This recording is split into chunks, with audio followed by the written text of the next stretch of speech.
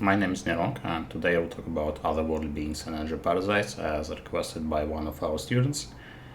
First thing, it's not a beginner topic.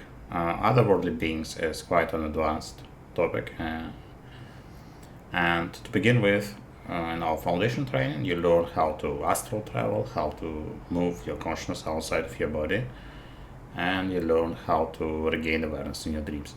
Now, these skills are basic, they are fundamental. I have recently seen someone share me a screenshot of a person claiming that he's enlightened, but he never did astral travel. And it's like saying that you are PhD in some science, but you never seen an alphabet and don't know what it is. It's not possible. So the development goes step by step. There is a clear progression, and this progression exists if you are like in the real tradition. If you are in a cult, if you are like all you are doing just boosting your ego, if you read some books, if you read some book and it just tells you are enlightened and you believe that, it's fine. That's what you believe. Go on with your life and don't bother with magic or with our tradition or our school. Right. So it's a skill which takes years to train and develop. You learn how to move your consciousness outside. You learn how to regain awareness in your dream. You learn how to practice. I say practice outside of your physical body, and these practices are extremely effective. They might be even more effective than practicing in the physical body. And you learn to interact with a multidimensional reality, which is the like true reality, not the. A lot of people believe that physical world is the real world, and astral plane is not the real world. It's just an imaginary reality. It's kind of the opposite.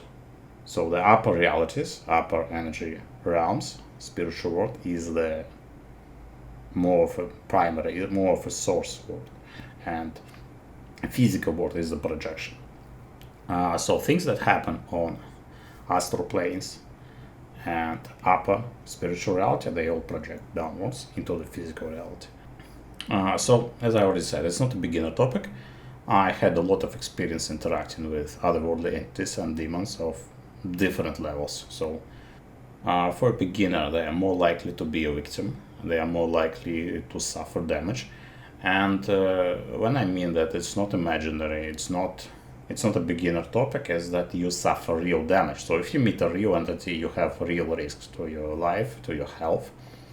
And it's not like people imagine. So you're not going to die, most likely, if you like are getting hit by an entity. But you're going to suffer there is a lot of variation on what kind of damage you can suffer. So you can lose your vitality, you can lose your sex drive, you can the opposite, you can gain excess sex drive, which will drain your vitality. You can gain an addiction, you can gain attachment, you can gain a depression, you can lose energy on any level, psychological, emotional. So I had a lot of difficult experiences, in other words, but all of these experiences have given me a lot of strength, a lot of skills, a lot of capabilities which no like normal human has. So you cannot gain capabilities outside of reality. Imagine if you are practicing martial arts, right? But you do this in your imagination. Can you actually become a good fighter? No, you need to spar. You need to have a good opponent. You need to have a good teacher. You need to have actual fights, competition. So this is the way to grow, right? So I have grown through a wild environment of the spiritual world. And I have grown through challenging myself through experiences which were extremely deadly and extremely dangerous. I have survived and I have become a lot stronger in the process, and my achievements in other worlds are not. For me, it's just normal, but I understand if someone doesn't think that's possible, and it's very important to understand that people have different levels of development, right? So for many, extrasensory perception is like a fairy tale, is a myth, or astral travel is something out of their perception. So if you never done it yourself, if you don't have personal experience, it will be hard to believe it's even possible. Right, so you just need to realize there are a lot of different levels.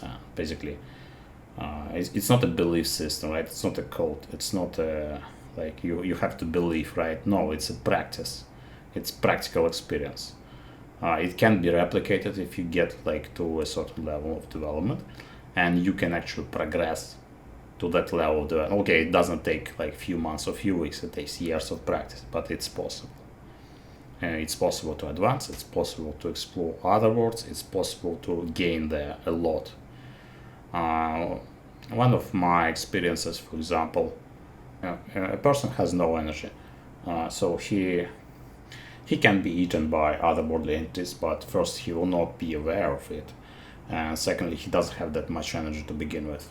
Now if you have a practitioner who has a lot of energy, he's like a glowing torch. He's like a powerful fire which basically brings all the parasites, all the predators want to feast on you. If you come into like astral world, they want to feast on you, and these entities, they are hunting for your energy. They want your energy. So what is a demon hunter as a specialization in magic?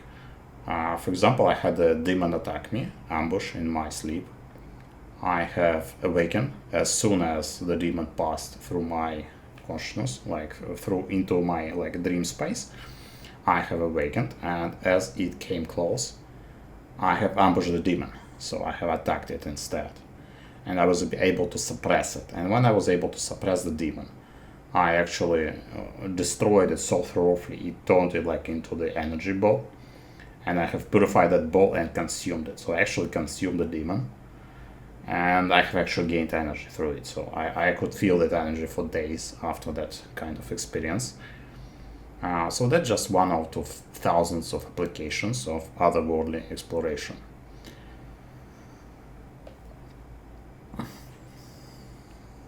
Now, energy parasites, they exist in every single human being, like everyone has them.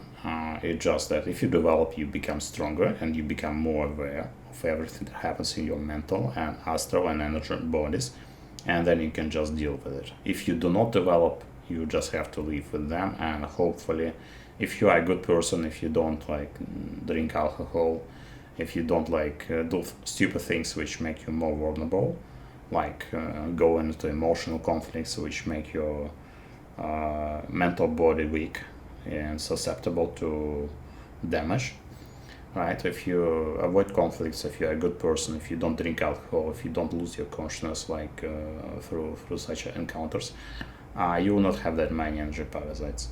But if you do, you'll have a lot, and they drain a person significantly. So another thing I want to mention, I'll just wrap this all up. Another thing I want to mention is that there are levels to astral travel, to lucid dreaming, and the most common level is just that you go out of your body and you feel like you are astral traveling, but in reality you're just like like a lucid dream, just like you are escaping from your physical body, right? But in reality you are just stuck in your like perception bubble. In this perception bubble you're like a god, because it's just you. Like think of a server where there is just one user, so that user has absolute control. So that small world, that small bubble which you escape in the astral travel, and this is the thing which many practitioners of OBE experience talk about, like Mikhail Raduga and others. It's not a real astral travel. So real astral travel is when you actually go and explore the real world. So real world is populated with real entities which have real energy, and they have development levels, and you will not have godlike powers there. So it will be highly contested area for energy and energy sources. And another thing I could also talk about briefly is that you can find high level teachers, extremely high level teachers on a spiritual plane, so above astral. But to get there, you need to have an extremely high level of development to begin with, right? So when a student is ready, the teacher comes. So we have some kind of requirements for our foundation program, which a lot of people don't meet, so they just drop out and they just don't feel like practicing every day, or they want something easier, or they want their ego boost, like which they don't get here. And if you want to practice from a spiritual realm teacher, you need to meet the prerequisites. Like you need to have a skill level which is far above almost anyone who is living on this planet. Right, so you can ask questions in guestbook. If the question is good, I might also respond.